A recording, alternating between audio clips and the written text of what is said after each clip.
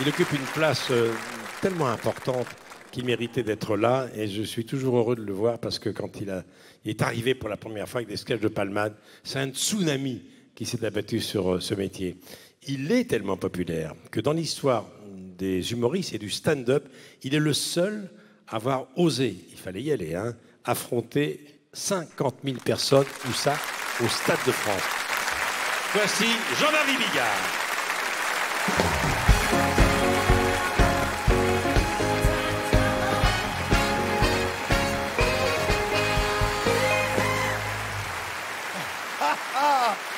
Et bonsoir, monsieur, dames. Et merci, Michel. Merci, Michel, t'es un amour. Alors, je ne sais pas si vous avez remarqué, mais nous, en France, c'est un petit peu curieux, mais vous avez remarqué, on se souhaite bon appétit, nous. Vous avez vu? C'est-à-dire, nous, on est là, c'est le dimanche midi, tu vois, il y a le gigot qui est au milieu de la table, il y a le beau-frère qui est en face, on a tous la fourchette à la main, hein. Bon, et puis, le gigot, c'est sûr que c'est nous qui allons le bouffer, tu vois. Hein? Ah, il n'y a personne qui va arriver au dernier moment en essayant de le gauler. Donc, on a l'impression de contrôler quand même pas mal la situation. Eh ben non! Il y a quand même une vieille angoisse qui plane sur nos tables à nous. C'est est-ce qu'on va avoir de l'appétit? Parce que bon, de l'appétit, on en a eu ce matin, ok, on en a eu à midi, coup de bol. Mais ce soir, on fouette, tu vois. Hein, c'est pour ça, on s'encourage. On se dit, allez, bon appétit. On va le gagner, ce match-là. On n'a quand même pas cassé la bouteille de Ricard en deux à l'apéro pour se laisser emmerder par un petit gigot de 2,5 kg. On va le bouffer, ton gigot. C'est incroyable, mais c'est comme ça, tu vois. Et d'ailleurs, on pourrait en parler, hein, des expressions qu'on a chez nous. Par exemple, t'arrives avec un pote dans un restaurant. Le garçon, il vient vous accueillir, il dit « C'est pour dîner ?» Tu dis « Non, c'est pour faire un tennis, connard !» Vous avez des cours de livres? Non? Vous en avez pas? Ben, ça tombe bien, on avait oublié nos raquettes. Connard! Vous pourrez les faire, les connards, hein, si vous voulez. Si ça vous dit, ça va vous occuper, puis je me sentirai moins seul. Hein? Vous allez faire les connards. Alors après, il insiste, le garçon. Il dit 2 couverts. J'ai dit non. Mon pote, il va manger avec ses doigts, et puis je lui repasserai la fourchette de temps en temps. Bravo. Là, vous en avez fait un beau. Hein? Alors attention.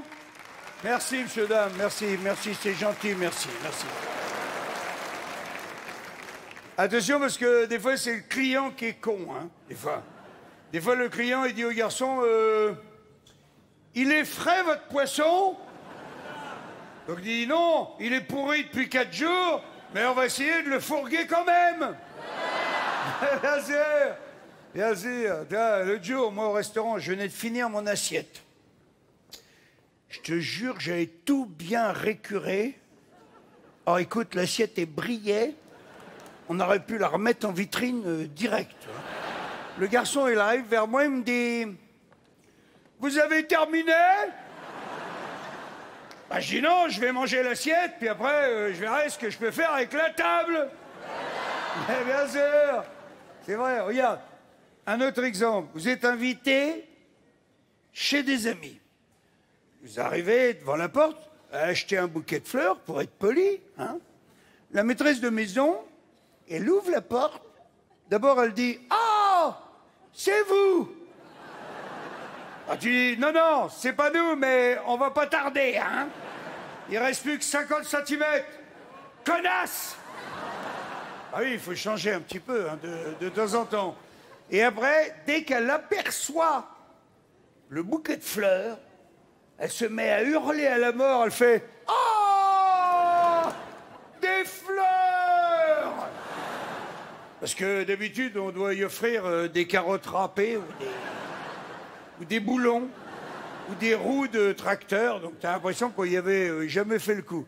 Tu vois, alors après, elle insiste, la maîtresse de maison, elle dit, si vous voulez bien me suivre, bah, un peu que je vais la suivre. Je suis pas cogné 2 heures d'embouteillage dans Paris pour craquer à 3 mètres du bol de sangria, quand même. Hein? Bon, alors là, tu rentres, il y a une salle pleine d'invités qui est là, il y a tous les coups. Tu tombes sur un copain qui te dit « Ah, t'as été invité aussi ?» Bah, j'ai dit non, j'ai cassé un carreau pour rentrer, connard. Et puis entre nous, si j'étais venu pour recoller la moquette, tu crois que j'aurais mis un smoking, je te demande?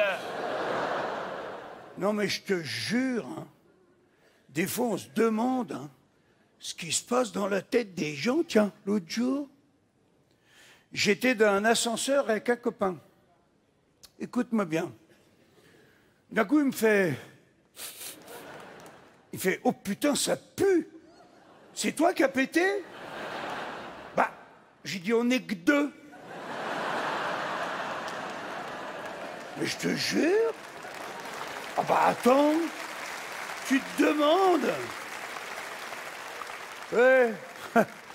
L'autre jour, dans la rue, un copain il me dit « Tiens, t'es allé chez le coiffeur ?» Je dis « Non, ils sont tombés tout seuls cette nuit, connard !» T'as aussi le fameux... Ah, t'es rentré de vacances? Non, non, j'ai les palmes et le tuba dans la tachécaise, là. Comment tu trouves mon maillot 3 pièces, toi? Alors bon, j'ai cherché, tu sais, à trouver de nouvelles expressions, mais tu sais que c'est pas facile. Ah oui, tu vois, tu essaieras chez toi. Tu sais, quand un mec te pose une question et qu'en fait, la réponse est sous son nez, il n'y en a pas tant que ça. Je te jure. Chercher. Alors j'en ai quand même trouvé une.